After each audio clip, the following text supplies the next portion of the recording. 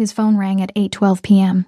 4 minutes later, Diana was standing barefoot in the snow with divorce papers in her shaking hands, accused of laundering money for a mafia boss she'd never met. Then a black SUV rolled into the empty terminal, and the most feared man in the city crouched in front of her, studied her face like he already knew the truth, and asked one question. What happened? If this story pulled you in, go ahead and subscribe so you never miss what's ahead. I've got another unforgettable story coming tomorrow. And while you're here, drop a comment and tell me where you're watching from. I love seeing people tuned in from all over the world. Okay, let's get back into it. The snow didn't fall that night. It descended thick, purposeful, the kind that erases the world one layer at a time until nothing familiar remains. Diana Swift sat alone on a metal bench at the empty bus terminal, her bare shoulders pulled inward against the cold. The burgundy evening dress she'd worn to dinner offered nothing against the winter. No sleeves, no back.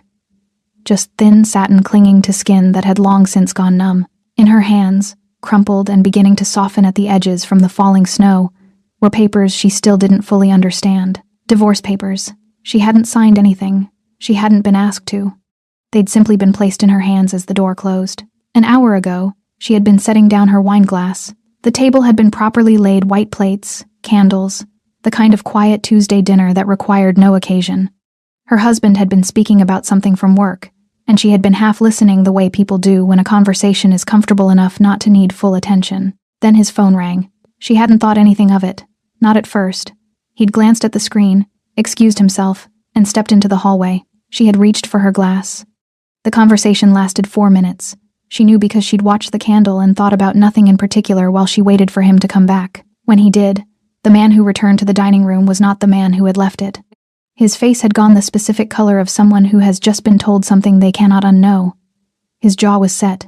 His eyes, when they finally found her across the table, held something colder than anger. They held decision. "You lied to me," he said. She set down her glass. "What?" "The accounts. The transfers." He was speaking carefully, the way people speak when they are afraid of what they might say if they stop being careful. "They said your name is on all of it, that you've been laundering money." A pause. For Dragos Sava. The name meant nothing to her in that moment. It would mean everything later. "I don't know what you're talking about," she said. And she didn't. Not a single word of it made sense. "Who called you? What accounts?" But his face had already closed. She saw it happen. Watched him decide that the voice on the phone was more credible than the woman across the dinner table from him. Watched 7 years narrow into a single phone call from an anonymous number. "I need you to leave," he said. She had stood slowly. "You can't be serious." He had walked to the door and opened it. The hallway outside was cold. She'd remembered, distantly, that her coat was hanging by the entrance. She'd moved toward it. His hand had come out and stopped her at the arm, not violently, but firmly. The papers had appeared from somewhere. She still didn't know when he'd printed them. "Take these," he said. "We're done." The door had closed. She had stood in the hallway for a moment that felt much longer than it was. The neighbors' doors stayed shut. The corridor stayed empty. She had walked to the elevator in her dinner dress and her heeled shoes and pressed the button for the ground floor. The bus terminal had been the only place within walking distance with a roof. Now the papers trembled in her hands.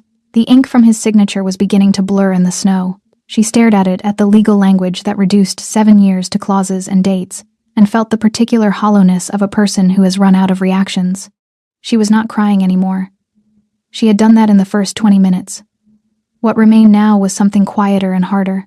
The feeling of solid ground giving way to nothing, and realizing you'd been standing on it for years without checking. The terminal was empty. The last bus schedule posted on the shelter wall showed nothing running after 11. She had nowhere to go that she could think of clearly enough to name. She pressed her palm against her bare arm and held it there. Then headlights swept through the snow. A black SUV moved slowly into the terminal. Too slowly for someone passing through. It pulled to the curb directly in front of her and stopped. Diana didn't move. The driver's door opened. The man who stepped out was tall, broad through the shoulders, unhurried in every movement. He wore a black suit without a tie, his white collar open at the throat, and even in the blue-washed light of the terminal she could see the tattoos. Dark, elaborate ink beginning at his hands and climbing past his wrists, disappearing beneath his cuffs, reappearing at his collar and traveling up the left side of his neck. His hair was close-cropped, dusted at the crown with snow. His face was angular and still. The face of someone who had trained himself long ago not to betray anything he hadn't chosen to show. He looked at her with dark, unreadable eyes. Behind him, 3 children climbed quietly from the vehicle. A girl, perhaps 11, dark-eyed and watchful beneath a knit hat, stepped out first. And behind her, 2 younger boys in winter coats, their small faces serious above their scarves. They didn't wander. They stayed close together, watching the woman on the bench the way children watch something they sense the adults around them consider important. The man walked toward her. He stopped 2 feet away. His gaze moved to the papers in her hands briefly, deliberately, then returned to her face. Then he crouched. He lowered himself to her eye level, with the easy precision of someone physically comfortable with stillness, his tattooed hands resting loosely on his knees, snowflakes catching on the shoulders of his black jacket. This close, she could see that his eyes weren't simply dark, they were the kind of dark that had seen a great deal and filed it all away. He did not look like a man offering charity. He looked like a man who had already made a calculation and arrived at a conclusion. One of the younger boys drifted a half-step forward and tugged at the man's sleeve. "She looks scared," the boy whispered. The man said nothing, but something behind his eyes shifted so slightly she almost missed it. He studied her face for a moment longer. The divorce papers, her bare, reddened shoulders, the shoes that had never been made for standing in snow. Then, quietly and without ceremony, he asked, "What happened?" Diana Swift looked up at the man the city whispered about in careful voices, and for the first time since the door had closed behind her, she didn't know whether the danger was behind her or crouching right in front of her, waiting to hear her answer. She knew the name. Everyone in the city knew the name. Dragos Sava. It moved through conversations the way smoke moves through a room quietly, until you realized it had already reached every corner. She had heard it at dinner parties spoken in lowered voices, at office corridors disguised as casual mention, in news segments that never quite said enough to be actionable. A name attached to fear the way certain names simply are, not because of what can be proven, but because of what everyone understands without proof. And he was crouching in front of her in the snow, waiting for an answer she didn't know how to give. "I don't know," she said. Her voice came out thin and strange, like something that had been left out in the cold too long. There was a phone call.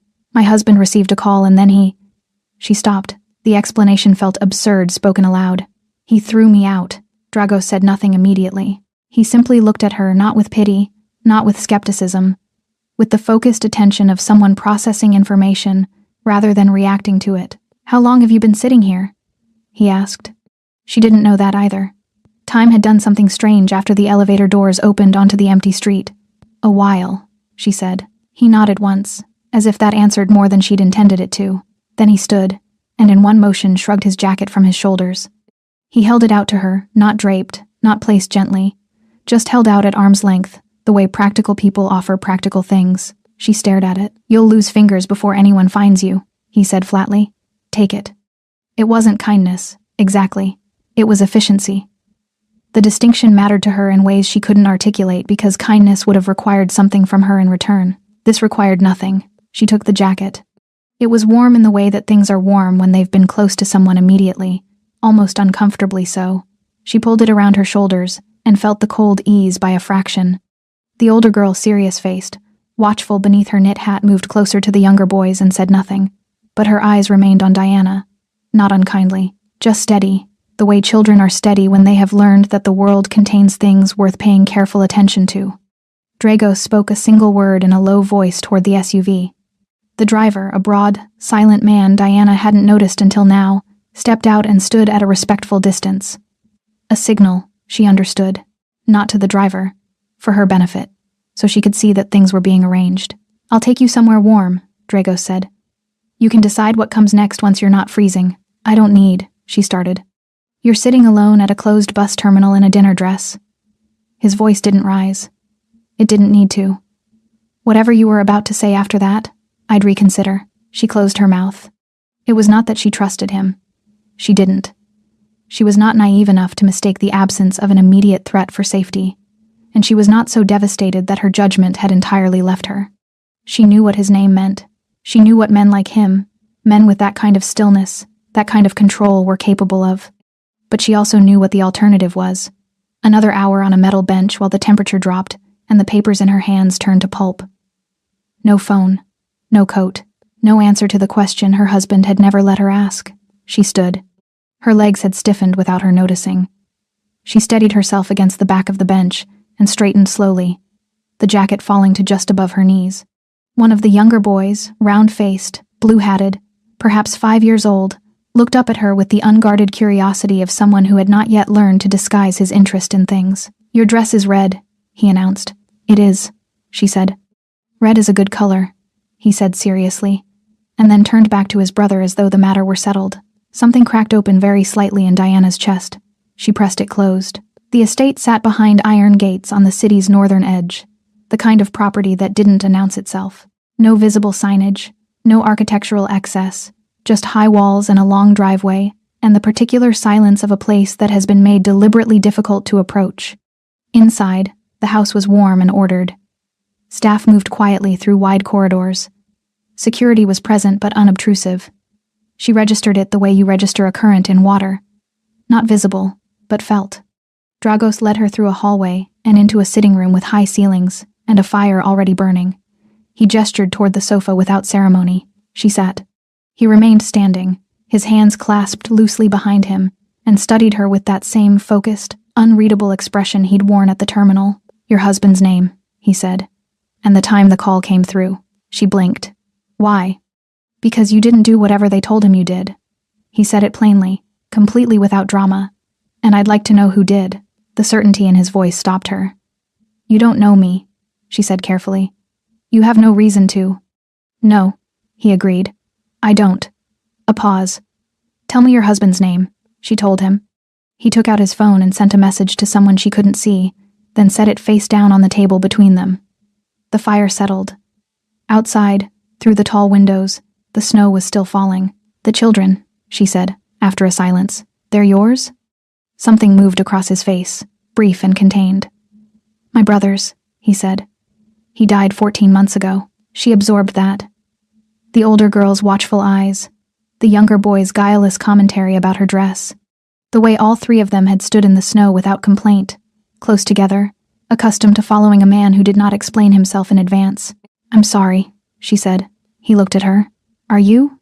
"Yes." He seemed to consider this not as though he doubted her, but as though sincerity was something he had learned to examine carefully before accepting. Then, quietly, "Your husband received that call at 8:12 p.m. Diana's breath stopped. She had not told him the time.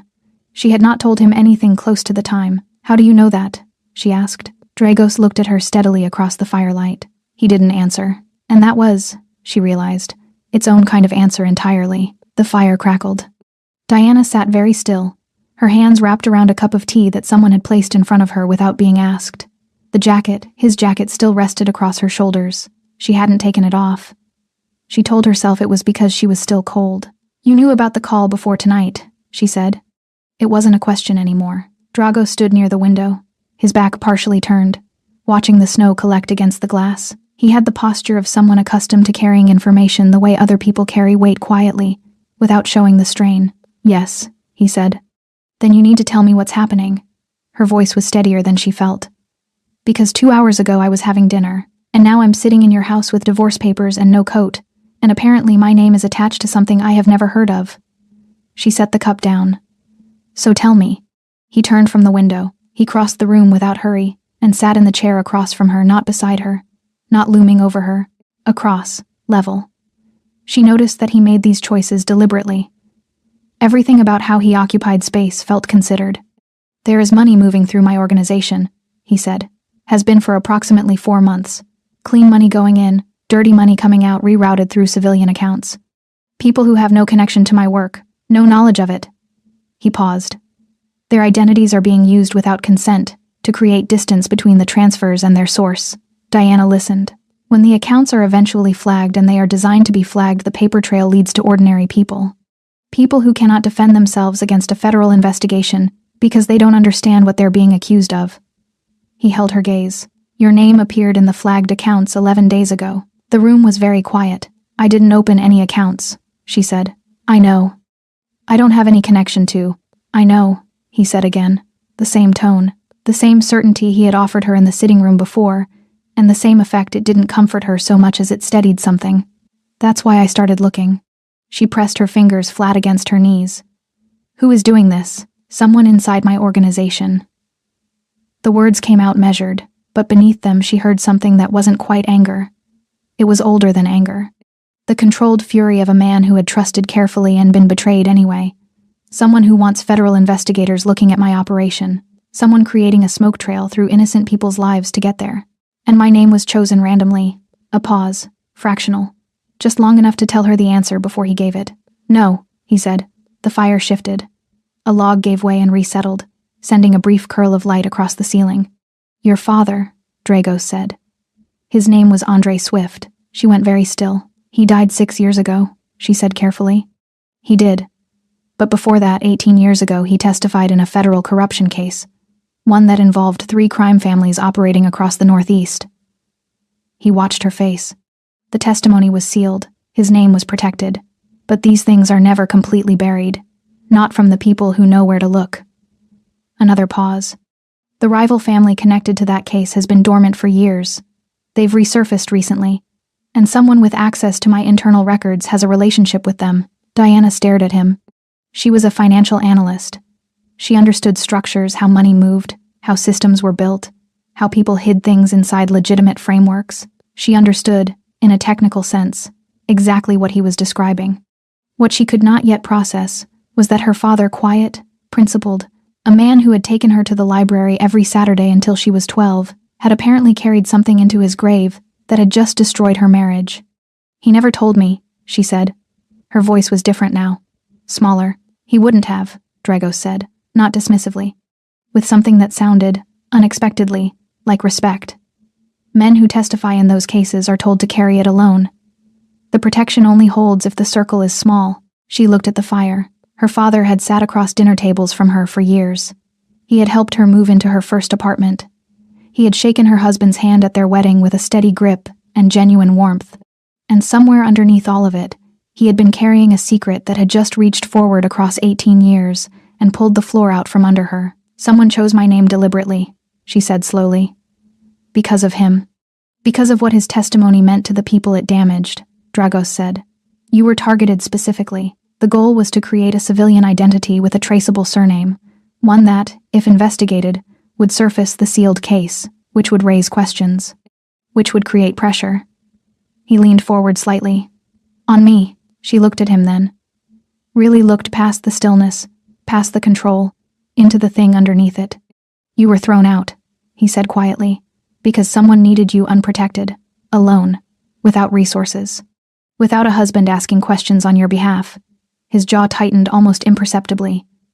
A woman sleeping in a bus terminal doesn't make calls to lawyers, doesn't file reports, doesn't ask the right questions of the right people. The truth of it moved through her like cold water. She had not been discarded out of her husband's fear. She had been placed there. Deliberately. By someone who had calculated exactly what a woman alone in the snow would and wouldn't be able to do. Her hands, she noticed, had stopped shaking. Something had happened in the space of that understanding. Some internal temperature had shifted. The grief was still there. The humiliation of the hallway, the neighbors' closed doors, the divorce papers softening in the snow. All of it was still there, but underneath it, something harder had replaced the hollowness. She looked across at Dragos Sava, a man she had no reason to trust, and every reason to fear, and heard herself say, with a clarity that surprised her, I want to clear my name. He studied her. I have a finance background, she continued. If someone has been running transfers through civilian accounts for 4 months, there will be irregularities. Patterns. Things that looked clean to someone who wasn't looking for them. She held his gaze. I will find them. The fire settled. Dragos looked at her for a long moment, the look of a man recalibrating something he thought he had already figured out. Then, almost to himself, you were thrown out because someone wanted you weak. His eyes met hers. They miscalculated. She slept in a room she hadn't chosen. It was on the 2nd floor, simply furnished, warm, with heavy curtains drawn against the snow. Someone had laid out clothes before she arrived. A gray knit sweater, dark trousers, thick socks. No note, no explanation. Just practical provision, the way everything in this house seemed to operate without ceremony, without asking what she preferred. She had not expected to sleep. She'd lain on top of the duvet fully dressed and stared at the ceiling and waited for her mind to exhaust itself with the events of the evening. It didn't take long. When she woke, gray winter light was pressing through the curtain edges, and the house was already moving. She could hear it, the low frequency of a large, ordered household beginning its day. Footsteps in corridors. A door closing somewhere below. The distant sound of a child's voice, high and indignant about something, quickly hushed. She dressed in the clothes that had been left. They fit well enough to suggest someone had looked at her carefully, or been told to. She wasn't sure which unsettled her more. The kitchen was at the rear of the house, large, practical, warmed by a range that looked like it ran continuously.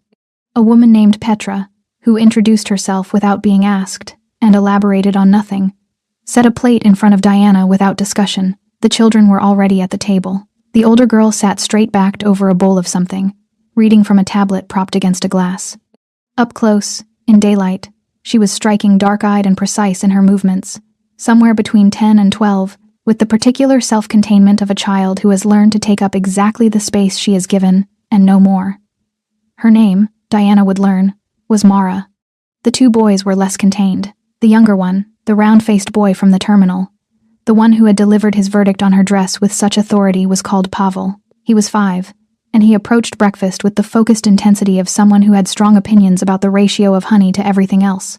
His brother, Nico, was 7, quieter than Pavel, more watchful, with eyes that moved around a room the way his uncles did, cataloging. Pavel looked up when Diana sat down. "You stayed," he said. "I did." He considered this, then nodded, apparently satisfied, and returned to his honey. Mara didn't look up from her tablet immediately, but after a moment she said, without inflection, "Uncle Dragos said you're not a guest." Diana paused. "What did he say I was?" Mara looked up then. Her eyes were direct and held no cruelty, just the precision of a child who had learned to listen to exact words. "He said you were staying because it wasn't safe for you to leave yet." A beat. "That's different from a guest." "It is," Diana agreed. Something in Mara's expression shifted barely toward approval. She found Dragos in a room off the main corridor that functioned as an office. He was standing behind a wide desk, jacket off, sleeves rolled to the forearm, the tattoos fully visible now in daylight, dark and intricate, covering both forearms from wrist to elbow in patterns that looked less decorative than biographical, like a record of something. He was reading from a document when she knocked at the open door. He looked up. "The children," she said.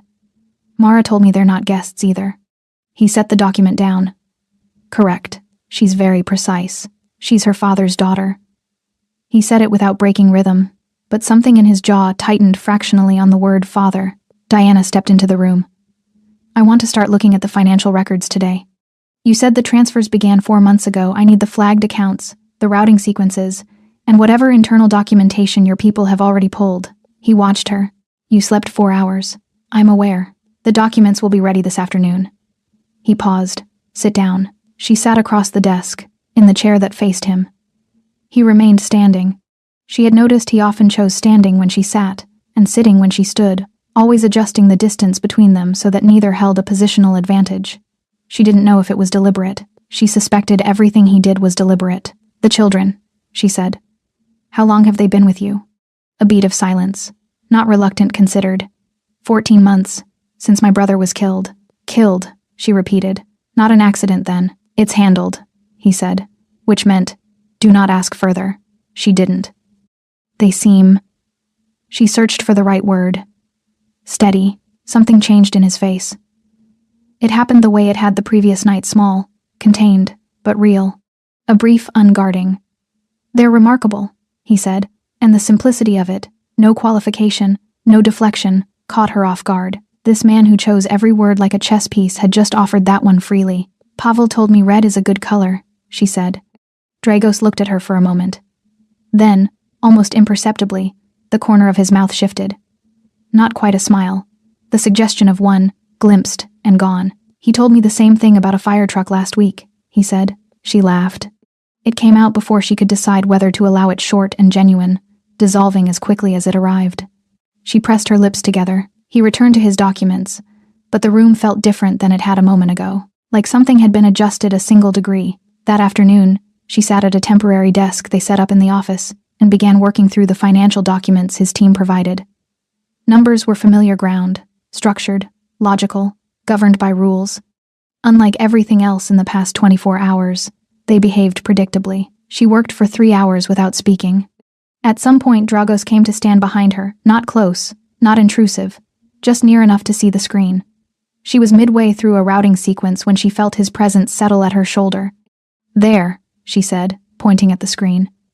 "The interval between transactions. It's not random. Someone is controlling the timing manually, not algorithmically." Which means there's a person initiating each transfer, not a system. She looked up at him. Someone inside your organization is doing this by hand. Someone who wants control. Who doesn't trust automation because automation leaves cleaner records? Dragos stared at the screen. His expression didn't change, but his voice when it came was very quiet. That narrows it considerably. Yes, she said. To people I trust. She held his gaze. Yes. He straightened, looked at the screen for another moment. Then at her. I already am, he said, and walked out. Trust, Diana had learned, was a structure. Like any structure, it had load-bearing points, the places where everything else depended. Remove one quietly, and the whole thing could stand for months before anyone noticed the lean. The crack would be there. The damage would be happening. But from the outside, if the remaining walls were strong enough, it could look solid long after it had ceased to be. She thought about this at her temporary desk on the second morning, working through the routing sequences while the house moved around her in its ordered, quiet way. She thought about her husband, about 7 years of what she had believed was mutual architecture, and how a single phone call had revealed the load-bearing point she hadn't known to check. She thought about what it meant that someone inside Dragos Sava's inner circle was doing the same thing to him. The document spread across her desk told a story in the language she knew best. 4 months of transfers.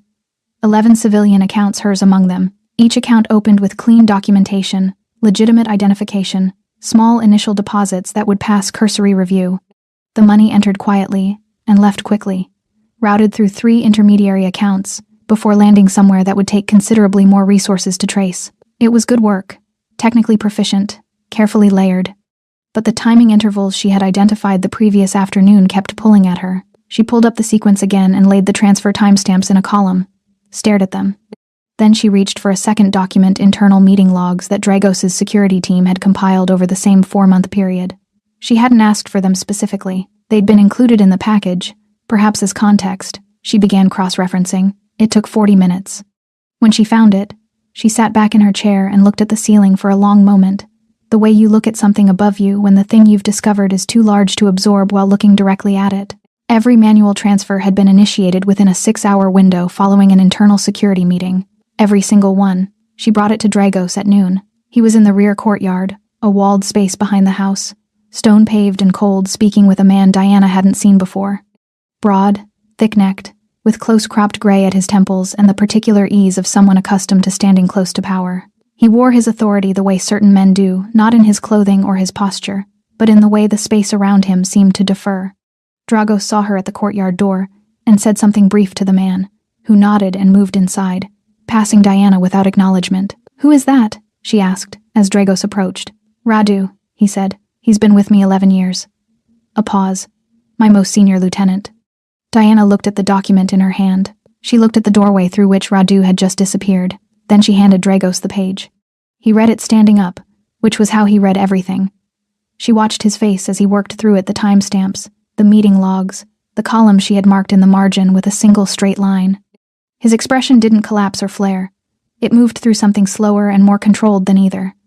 A man absorbing a confirmation he had perhaps, on some level, already been approaching. When he looked up, his eyes were very still. "You're certain," he said. "The correlation is consistent across all 4 months. 41 transfers, 41 post-meeting windows. The probability that this is coincidence is—" "I'm not asking about probability," he said quietly. "I'm asking if you're certain." She held his gaze. "Yes." He looked back at the page. The courtyard was silent except for the wind moving across the stone and the distant sound, from somewhere inside, of Pavel arguing passionately with Nico about something that required significant volume to resolve. The ordinary noise of children against the extraordinary weight of what sat on the paper between them. Dragos folded the document once, precisely, and held it at his side. 11 years, he said. Not to her, not quite to himself. She said nothing. There was nothing useful to say to a man learning that someone he had trusted with, proximity with access, with the interior mechanics of everything he had built, had been dismantling it quietly from inside. She knew something about that. After a moment, he looked at her. "You found this in 2 days." "The pattern was there," she said. "It just needed someone looking for the right thing. My own analysts reviewed these records. They were looking for external intrusion," she said. "They weren't looking at themselves." He absorbed that. Then, what else? She had prepared for this question. She went back through what she had noted, a secondary pattern in the account names themselves, a subtle alphanumeric structure that suggested the accounts had been created using a system, a mnemonic, possibly. The kind of thing a careful person uses when managing multiple false identities and needing to keep them straight. Whoever built these accounts is organized, she said. They think in systems. They're not impulsive. This wasn't built in a crisis. It was constructed methodically over time, which means it was planned well before it was executed. She paused. This person has been thinking about leaving for longer than 4 months. The transfers are the exit. They're building a position somewhere else, funded by your operation, documented in a way that implicates you to federal investigators and clears their own path out. Dragos was quiet for a long time. When he spoke, his voice was controlled in the way that takes significant effort to sustain. They used you as insulation. Yes. They chose your name deliberately, attached it to transfers designed to be discovered, knowing the investigation would surface your father's sealed testimony. His jaw was tight, knowing the resulting scrutiny would bury you, she said. Yes. He turned away from her slightly. Just enough. She understood it wasn't dismissal, it was the movement of a man who needed a moment to contain something before it became visible. She looked at the courtyard wall, gave him that moment. When he turned back, his face was composed. You've done more in 2 days than my entire team managed in 11, he said. Your team was protecting loyalty, Diana said quietly. I don't have any loyalties here to protect. He looked at her steadily. You do now, he said. And somewhere behind them, inside the warm house, Pavel shouted triumphantly, apparently having won whatever argument had required such sustained volume. Neither of them smiled, but the air between them shifted, almost imperceptibly, toward something that hadn't been there before.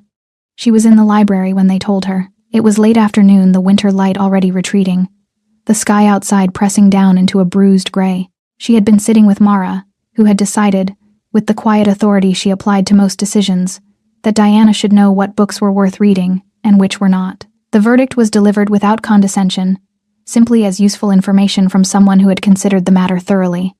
Diana had been grateful for it, for the hour of ordinary, for the simplicity of a child's certainty in a week that had contained almost none. Then Petra appeared at the library door. There is someone at the gate, she said. He says he's your husband. The word landed differently than it once would have. Not like ownership. Not even like history. Like something left on a doorstep that you hadn't decided yet whether to bring inside. Mara looked up from her book. She said nothing, but her eyes moved to Diana's face with that particular attentiveness, reading the room the way she always did. Quietly, completely. I'll go, Diana said. He was waiting in a small receiving room near the entrance, a room Diana suspected was chosen deliberately. Not the warmth of the sitting room with its fire, not the authority of the office. A neutral space, a room that said, you are being accommodated, not welcomed. He stood when she entered. He looked wrong somehow, in this context.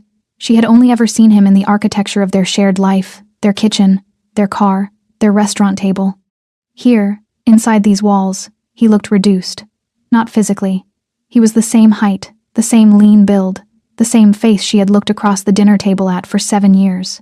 But something about the proportions had shifted. He had aged, she thought. 3 days had aged him. Diana. His voice was careful. The voice of a man who had prepared what he was going to say, and was now uncertain whether it was the right thing. She sat. He remained standing for a moment, then seemed to realize that was wrong, and sat also. I know you didn't do it, he said. The accounts, the transfers, I had someone look into it. A lawyer. He pressed on before she could speak. Your name was used without your knowledge. The accounts were opened fraudulently. You have no connection to any of it. She looked at him. I know, she said. He blinked. You already knew? Yes. He absorbed that. How long? Since the night you threw me out. Something moved across his face. A flinch he didn't fully suppress. Diana, He stopped, started again. I was scared. The voice on the phone was convincing. They had documentation, account numbers, transaction records with your signature. It looked real, she said. Yes, it was designed to. I panicked. The word came out compressed, like something he'd been holding at pressure. I know that's not enough. I know what I did. You opened the door, she said quietly. He stopped. You didn't ask me, she continued. You didn't show me what they'd sent you. You didn't give me 30 seconds to look at the documentation or respond to the accusation. She kept her voice even. Not cold even. The distinction felt important. You received a phone call from an anonymous number, and you walked to the door and you opened it. His jaw worked. I was protecting myself.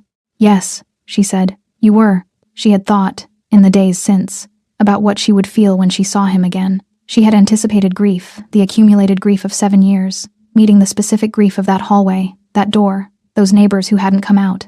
She had anticipated anger, had perhaps even anticipated the dangerous pull of familiarity, the gravitational field of a shared life. What she felt instead was clarity, the clean, quiet clarity of someone who has been shown something true and cannot afterwards pretend they haven't seen it. I want you to come home, he said. His voice dropped, became something more exposed. I know I have to earn that. I know it won't be easy. But we can speak to someone. You discarded me, she said. The words weren't raised. They didn't need to be. At the first sign of risk, she continued, you chose yourself. Not because you believed I was guilty. You said yourself you panicked. Which means somewhere underneath the panic, you knew, and you still opened the door. She looked at him steadily. That's not fear. That's a choice. Fear is what you feel. Choice is what you do with it. He leaned forward. Diana, you chose yourself, she said. And that's, she paused. Not from emotion, from the careful consideration of a woman who wanted to say the exact true thing. That tells me something I should have understood before now. About what I was, in our life, what function I served. She set her hands flat on her knees. I was fine when I was uncomplicated. The moment I became a liability, I was removed. The room was very quiet. He didn't argue. That was the thing, he didn't argue, which meant some part of him recognized the shape of what she was describing even if he couldn't yet bear to name it. Where will you go? He asked, quietly. The fight had gone out of his voice. I'll clear my name, she said, and then I'll decide. He looked at her for a long moment. At the gray sweater that wasn't hers. At the room that wasn't hers. At the woman sitting in it who was. He seemed to be understanding. No longer his in the way he had assumed she was. Is it him? He asked. His voice was careful. Sava, no, she said. And then, because it was true and because she was done softening things. But that's not why I'm not coming home. He stood. He moved to the door and stopped there with his hand on the frame, his back to her. I'm sorry, he said. Diana, I know, she said. She did know. That was the complicated part. She believed the apology was real. She believed the fear had been real. She believed, in his way, he had loved her. None of it changed what the door had meant. He left. She sat alone in the receiving room for a long moment, the winter light almost gone now, the room settling into its evening quiet. Then she stood. She did not go after him. She walked back toward the library, where Mara was waiting with a book and a verdict, and the straightforward company of someone who had decided, in her quiet, certain way, that Diana was worth paying attention to. That, Diana thought, was enough for tonight. She heard it first. Not the sound of danger, she wouldn't have recognized that, but the sound of the house changing, the particular frequency of a large, ordered household shifting from its routine into something else, footsteps that moved faster than they should, a door closing with more force than necessary, the distant, urgent murmur of men speaking in low voices that carried the shape of urgency without the words. Diana was in the office, cross-referencing a secondary layer of account documentation she'd requested that morning when Petra appeared in the doorway. Come with me, Petra said. Not a question, not a suggestion. Diana stood. What's happening? Now, please. She followed. Petra moved through the corridor with the brisk efficiency of someone who had done this before, not panicked, not explaining, simply executing a sequence that had apparently been established in advance for exactly this kind of moment. They passed the staircase, turned away from the main entrance, moved deeper into the house toward the rear. The children, Diana said. Already with Mara. 3rd floor. Diana followed without further question. They reached a room she hadn't been in before, a small, windowless space behind the kitchen that functioned, she realized, as a secondary security post. A monitor on the wall displayed feeds from exterior cameras. 2 of Dragos's security team were already there, speaking rapidly in low voices, eyes on the screens. She looked at the monitors. 3 men at the outer perimeter wall, moving with a coordination that wasn't casual. One of Dragos's guards was down. She could see him at the edge of one frame, motionless on the ground. Her chest tightened. They came in from the east side, one of the security men said. Disabled the exterior feed for 40 seconds. It's back up now. He glanced at Diana. A look she recognized, not hostile, but assessing. Calculating the liability of her presence in this room. "Who are they here for?" she asked. He didn't answer. She looked back at the monitors. She already knew. She heard him before she saw him. Dragos's voice in the corridor, not raised, not urgent, but carrying the specific, compressed authority of a man issuing instructions that will be followed without repetition. Then the sound of movement. Several sets of footsteps, the weight of organized response. Then the sounds from outside, brief, controlled. The kind of violence that doesn't announce itself with chaos, but with efficiency, sharp, purposeful, over quickly. Diana stood at the monitor and watched the exterior feeds cycle through angles, tracking movement she could partially interpret and partially not. 4 minutes. That was all it took. Then the courtyard feed showed Dragos crossing the stone with 2 of his men, and between them, hands secured, head lowered, the thick-necked figure of a man she didn't immediately recognize. Until she did. He was one of Radu's men. She had seen him twice in the corridor. A background figure. The kind of person you register as furniture in a large household until the moment the furniture reveals itself to be something else entirely. They brought him through the rear entrance. Diana stepped back from the door as they passed. Dragos saw her. He stopped. "Are you hurt?" he asked. "No." She looked at the man between his guards. His face was forward, his expression the closed, resigned expression of someone who has taken a calculated risk and lost. "He came for me." It wasn't a question. She had understood it from the monitors, the angle of entry, the timing, the fact that the breach had been targeted at the residential wing rather than the office or the security room. "Yes," Dragos said. Then he moved past her toward the interior. She found him 20 minutes later. He was in the courtyard alone, or what passed for alone, which in this house meant the guards had withdrawn to a visible but non-intrusive distance. He stood with his back to the door, looking at the wall where the breach had occurred, his jacket off despite the cold. The tattoos on his forearms were stark in the winter air. His hands, she noticed, were not entirely steady. She had not seen that before. She stepped outside. He heard her but didn't turn. "You should be inside." "You're outside," she said. He turned then. His face was controlled, that familiar, constructed composure, but underneath it something was burning. Not performed anger, the real thing. The kind that comes not from wounded pride but from something more personal, more specific. "He was going to take you," Dragos said. His voice was very quiet. "Radu ordered it. If they could create a situation where you disappeared, where investigators found a civilian woman connected to my organization had gone missing." He stopped, jaw tight. "It would have been sufficient." "Sufficient for what?" "To bury me." He looked at her steadily. "You've become a liability to him. You found what his own analysts missed. He knows what that means." She absorbed that. The cold moved across her shoulders. "Did you?" She chose the question carefully. "What did you do to him?" "The man they brought in. He's alive. A beat. For now." She heard what sat beneath those 2 words. The violence that was being held at distance. The decision being deferred. Dragos. She said his name for the first time. It arrived differently than she expected. Not the whispered citywide version. The name passed between careful people. Just a name. Just his. "Don't." He looked at her. "Don't do what they expect you to do," she said. "You said someone is trying to paint a picture of you for federal investigators. Don't give them the brushstrokes." She held his gaze. "Keep him alive. Make him talk. Use what he tells you. That's the thing that actually damages Radu. Not this." The courtyard was silent. Dragos looked at her for a long moment, the way he sometimes looked at her when she said something that required him to adjust what he had already decided. She had learned this expression over 5 days. It was the closest thing to surprise she had ever seen on his face.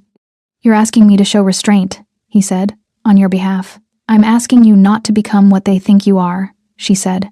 "There's a difference." He held her gaze. Something moved through him, visible for just a moment, like light through a closing door. Then he turned toward the house and said, without looking back, "He'll be kept secure and conscious." She exhaled. He paused at the door, still not turning. "Next time they tell you to stay inside," he said quietly. "Stay inside." She almost said, "There won't be a next time." She didn't. Because standing in his courtyard in the cold, she wasn't certain that was true, and she was, she realized, with some surprise, not entirely sure she wanted it to be. Radu talked. It took 2 days. Not because he was resistant, though he was, initially, in the practiced way of men who have spent years making themselves useful enough to be protected. It took 2 days because Dragos was patient. Because he had learned, somewhere in the architecture of who he had become, that the most damaging confessions are the ones extracted without force, the ones a man arrives at himself, when the walls of his own calculation finally close in. Diana wasn't in the room for any of it. She hadn't asked to be. What she had asked for, what she had spent those 2 days preparing, was different. She wanted the paper trail made public, not whispered through channels, not filed quietly with lawyers who would negotiate it into something manageable. She wanted the fraudulent accounts, the forged signatures, the routing sequences, and the meeting log correlations laid out in language that civilian investigators, journalists, and a federal oversight committee could each follow independently. She built the document herself. 41 transfers, 11 civilian accounts, her name, and 10 others who had never understood why their identities had been compromised. She cross-referenced every transaction against Radu's internal access logs. She mapped the alphanumeric account structure she'd identified, demonstrating the organizational system behind it, proof that this was not opportunistic but premeditated. She included the timeline, beginning 4 months before discovery, and tracing back to the first internal meeting Radu had attended after a known contact with the rival family was established. It was the most precise work she had ever done. On the morning of the 3rd day, she printed 2 copies, placed one on Dragos's desk, kept one for herself. He read it without speaking. When he finished, he looked up. "This is everything," he said. "Yes, if this goes to federal oversight." "It clears my name," she said, "and the 10 other civilians. And it demonstrates that your organization was the target of deliberate infiltration rather than the source of the fraud." She held his gaze. "It helps you, Dragos, if it's presented correctly." He looked at the document. "You'd be making yourself visible." "I'm already visible," she said. Radu made sure of that. "The only question now is whether I'm visible as a suspect or as the person who unraveled it." He was quiet for a long moment. "This requires you to stand in front of it, to put your name on it publicly." "Yes, and you're prepared for that." She thought about the bench at the bus terminal, the divorce papers softening in the snow, the neighbors' closed doors, the hallway and the hand on her arm, and the door that had simply closed. "Someone decided I was disposable," she said. "They designed an entire financial structure around the assumption that I would be too frightened or too broken to fight back." She picked up her copy of the document. "I want them to understand what they miscalculated."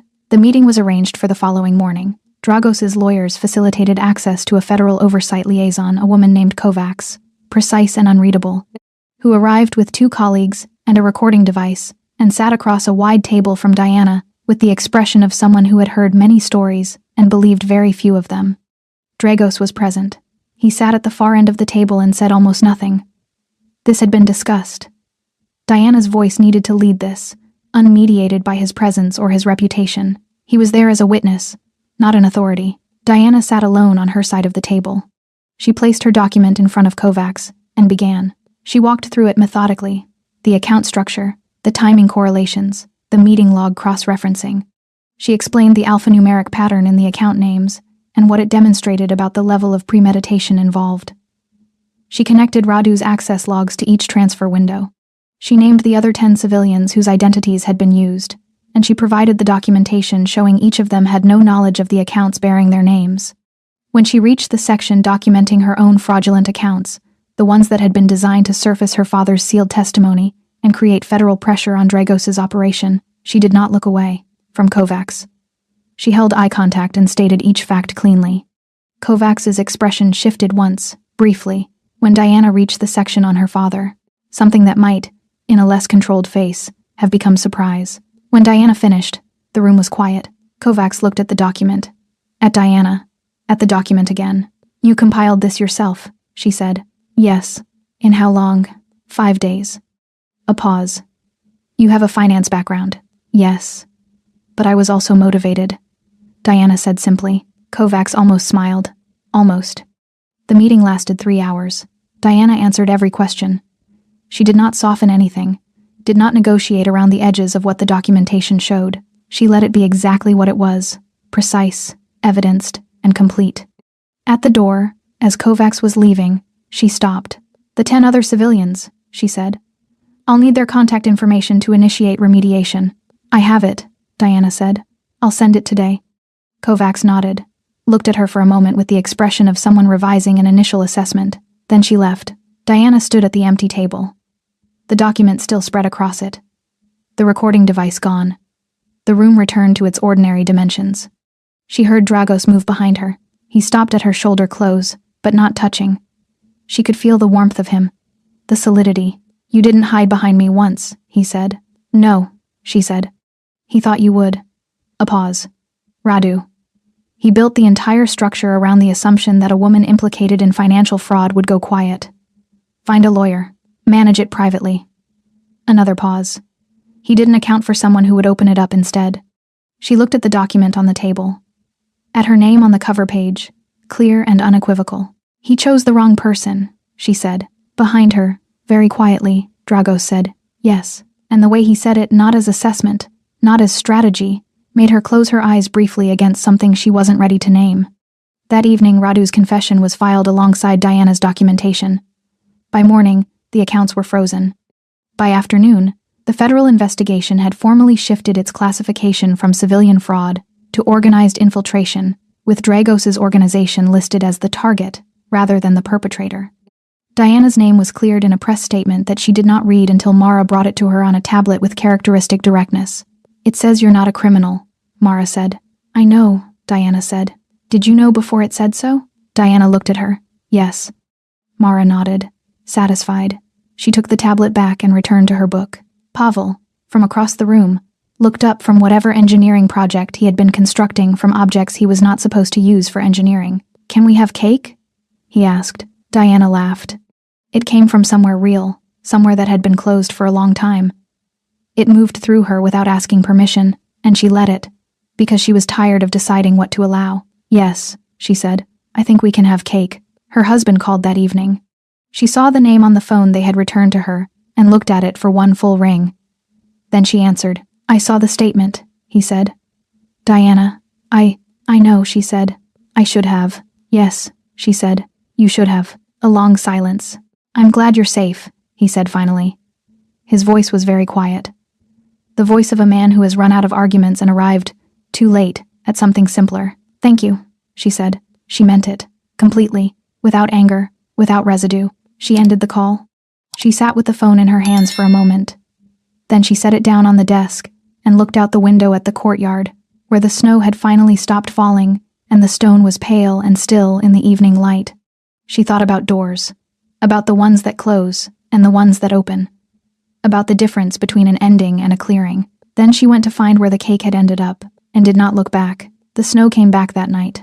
Not the heavy, swallowing kind from the night she had sat at the terminal. Lighter than that. The kind that falls without urgency, that drifts at angles and catches the light and makes the world look briefly, temporarily, like something that has been forgiven. Diana stood at the tall window in the sitting room and watched it come down. The house was quiet in the particular way it went quiet after the children were in bed, not empty, but settled. The security presence withdrew to its perimeter. The staff moved through their closing routines. The building exhaled. She had a glass of wine she wasn't really drinking. She heard him before she saw him, the specific weight of his footsteps, which she had learned without meaning to, the way you learn the sounds of a house you have occupied long enough for it to stop being foreign. He entered the sitting room and stopped when he saw her at the window. He didn't leave. He moved to stand beside her instead, not close enough to require acknowledgement, close enough to share the view. Outside, the snow drifted through the courtyard light in slow, pale arcs. Neither of them spoke for a while. This had become, over the past days, a kind of language between them, the capacity to occupy silence without filling it. She had not experienced this with many people. Most people, she had found, were frightened of silence. They rushed to cover it, to furnish it with words that meant less than the quiet would have. Dragos was not frightened of it. He stood beside her and watched the snow and said nothing, and she stood beside him and did the same, and it was enough. Then he said, without turning, "I need to tell you something." She waited. He was quiet for another moment, not hesitating. She had learned to distinguish this, but organizing. He was a man who did not speak until he knew exactly what he intended to say. "The night at the terminal," he began, "when I stopped. Yes, I told you I had been tracking the internal fraud, that your name appeared in the flagged accounts, and I began investigating." He paused. "That's true, but it's not complete." She turned to look at him. He kept his eyes on the window, on the snow. His profile in the low light was composed, sharp-cut jaw, the tattoo at his collar, the particular stillness that was his resting state, but something underneath it was different tonight. Something had been released from its usual tension. 6 weeks before that night, he said, there was a charity function, a fundraiser for a children's hospital. I attended for reasons that aren't relevant. A brief pause. You were there. She thought back. The charity function in November. She had attended with a colleague. She remembered the room, high ceilings, candlelight, the particular noise of a large formal gathering. I don't remember seeing you, she said. You weren't meant to. He turned from the window then, looked at her directly, the way he did when he had decided to commit to something. You were speaking with someone near the entrance. There had been a problem with the event, a venue issue, I think. A member of the organizing team was distressed. You had stopped. You weren't part of the committee. I could tell you were a guest. You had no obligation. But you stopped, and you spent 20 minutes helping this woman resolve the problem, and when it was handled, you didn't mention it to anyone. You simply went back to the event, Diana remembered, a young woman with a catering manifest and the expression of someone 2 minutes from crying.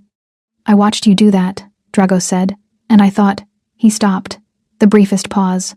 I thought that was someone worth knowing. The sitting room was very quiet. You didn't approach me, she said. No. Something moved across his face. What would I have said? A man like me, approaching a woman like you at a charity function. He looked back at the window. I noted it, and I moved on. And then my name appeared in the accounts. 3 weeks later. Yes. His jaw tightened. When I saw it, I didn't process it the way I would have processed another civilian name. I recognized it. And I began investigating immediately, not purely as an operational concern. A pause. I was already trying to understand what had happened to you before you knew you needed anyone to. She absorbed this. The fire in the grate had burned low, casting the room in amber and shadow. Outside, the snow continued its unhurried descent. When you stopped at the terminal, she said slowly, you already knew it was me. Yes. You already knew I was innocent. Yes. And you still asked what happened. She looked at him. Why? If you already knew. Because you deserve to be asked, he said simply. Because no one else had. The words arrived quietly and settled deep. She looked at this man feared across the city, whispered about in careful company, a man who raised 3 children alone and read documents standing up and chose his words like a man who understood their weight. A man who had seen her do one unremarkable act of quiet kindness in a crowded room and had, without telling her, decided she mattered. Her eyes were bright. She didn't look away. You didn't save me, she said. Her voice was steady and certain. I want you to understand that. I saved myself. I know, he said. But you asked, she said. And then you listened. He looked at her. The controlled composure present, as always, but beneath it. Visible now. Something that had been behind glass for a long time and had finally been permitted to exist without the barrier. I have not, he said carefully, allowed myself to care about someone in a very long time. I know, she said softly. I'm not certain I know how to do it without, he stopped. Without controlling it, she offered. He held her gaze. Something in it shifted, acknowledging, without deflection, that she had seen him accurately. Then don't control it, she said. Just let it be whatever it is. He was very still.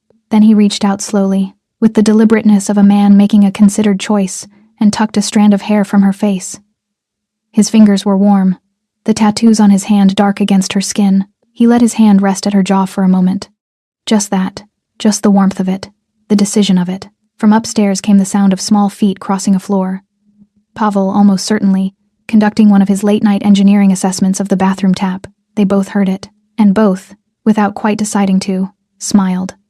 Not at each other, at the same thing, at the ordinary, improbable, quietly miraculous fact of the moment they were standing in. His hand lowered, but the distance between them did not return to what it had been. She turned back to the window.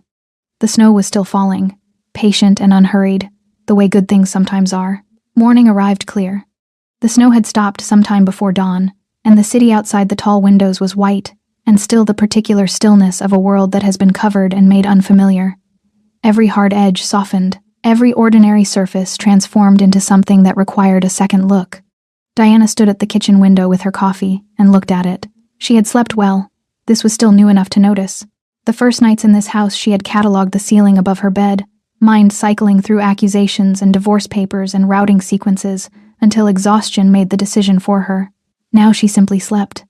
The house had become, without her formally deciding to allow it, something that felt like ground beneath her feet. Petra arrived and began the morning without ceremony. The range came on. The smell of bread moved through the kitchen. Then Pavel appeared in the doorway.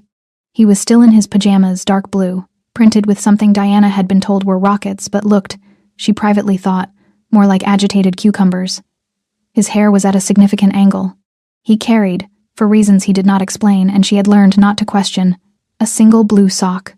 He surveyed the kitchen, located Diana, crossed directly to her and leaned against her side with the complete, unself-conscious ease of someone who had simply decided this was a reasonable thing to do. She looked down at him. He looked up at the window. It snowed, he said. It did. A lot. Quite a lot, yes. He considered this. Can we go outside?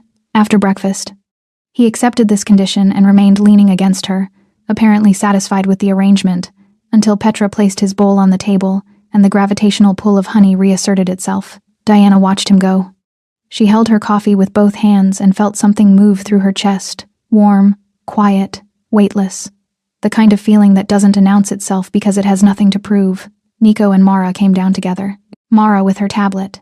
Nico with the slightly rumpled dignity of a 7-year-old who considers mornings a reasonable but imperfect arrangement.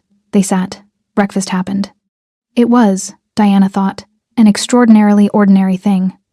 4 people at a kitchen table in the morning, the snow outside and the bread warm, and Pavel conducting a detailed structural analysis of his toast. Ordinary in the way that only feels ordinary once you understand what it costs to arrive at it. Dragos came in last. He was already dressed black as always, composed as always, the tattoos at his collar and wrists part of the geography of him that she had stopped seeing as separate from who he was. He poured coffee, looked at the table. His eyes moved across the children briefly, the quick accounting of someone who begins every morning by confirming that what matters is still present. Then they found Diana. He said nothing. But the quality of his silence was different from the functional silences of the morning. This one had acknowledgement in it. The acknowledgement of the previous night's sitting room, of the snow through the window, of his hand at her jaw and the word he hadn't said and hadn't needed to. She held his gaze for a moment.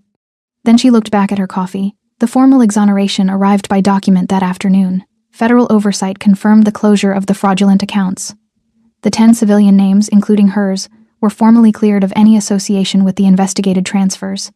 Radu's confession, combined with Diana's documentation, had been sufficient to reclassify the entire investigation. The rival family connection was now under separate inquiry. It was, on paper, the end of it. She read the document at the desk in the office, the desk that had become, over the course of 10 days, simply her desk. The place where she worked and where Dragos sometimes came to stand behind her and look at what she'd found and say, "What else?" which had become, she realized, its own kind of language. She set the document down. She thought about what came next. She had an apartment she had not returned to. Colleagues who had sent careful, concerned messages she had not answered. A life that was, technically, still waiting where she had left it. She sat with this for a long time. Then Dragos appeared in the doorway. He looked at the document on the desk. At her face. "It's done," she said. "Yes." She looked at him. "I've been thinking about what comes next." He said nothing. He was very still, the stillness of a man who has learned not to reach for things, not to arrange outcomes, not to use the machinery of his authority to pull a person toward a decision. He simply stood there and waited and let her have the space to arrive wherever she was going. She loved that about him. She had not said so, but she did. "Your legitimate business operations," she said. "The ones being restructured. You need someone who understands financial architecture, who can build systems that are transparent enough to withstand scrutiny and efficient enough to be functional." She paused. "I'm good at that." He looked at her steadily. "You are. I'm not staying because I have nowhere to go," she said. "I want to be clear about that. I'm staying because I'm choosing to." She held his gaze. "There's a difference." "There is," he said quietly, "and I have conditions." The corner of his mouth shifted. "Of course you do. The children stay in their school routine. Whatever security arrangements exist, they don't interrupt normal life more than necessary." She kept going. "I work with full access to relevant documentation, not filtered, not curated, a beat. And you ask me things. When you're uncertain, when something is difficult, you don't manage me." He was quiet for a moment. "Those are reasonable conditions," he said. "I know." He crossed the room and sat in the chair across from her the way he always sat. Level, unimposing, deliberate. "Diana," he said. She looked at him. "I'm glad you stayed," he said, simply, without architecture around it. She nodded. "I know." That afternoon she took the children outside. The courtyard was deep in snow, and Pavel approached it with the focused ambition of someone who had been waiting all morning for exactly this. Nico followed with more dignity but equal enthusiasm. Mara walked beside Diana with her hands in her coat pockets, observing the chaos of her brothers with the expression of someone who has accepted that this is simply the nature of brothers. Pavel turned to Diana suddenly, snow already on his coat, his cheeks red, his eyes bright. "Aunt Diana," he said, "watch this." She had not told him to call her that. He had simply started, the previous day, and she had not corrected it, and neither had anyone else. And so it had become true in the way that things become true when enough people simply proceed as though they are. "I'm watching," she said. He launched himself into the snow with total commitment and absolutely no technique, and Nico immediately followed, and the courtyard filled with the sound of children being completely, unreservedly alive. Mara stood beside Diana and watched them. "He's been doing that all morning in his room," Mara said. Practicing falling, practicing the jump before the fall." She said it with perfect seriousness. "He says the jump is the important part." Diana looked at the two boys picking themselves up from the snow, already repositioning for another run. She thought about that. The jump is the important part.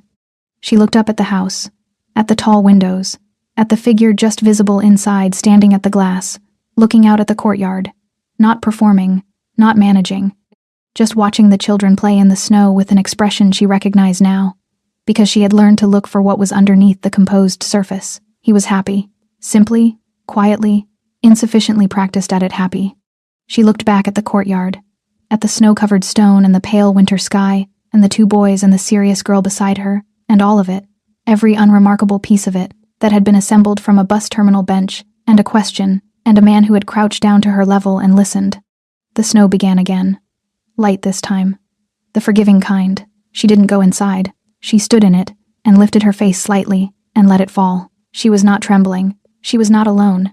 And the question that had started everything simple, quiet, asked by a man who already knew the answer, but understood that she needed to be the one to give it, sat in her chest, like something that had always belonged there. What happened? Everything, she thought. Everything happened, and it was enough.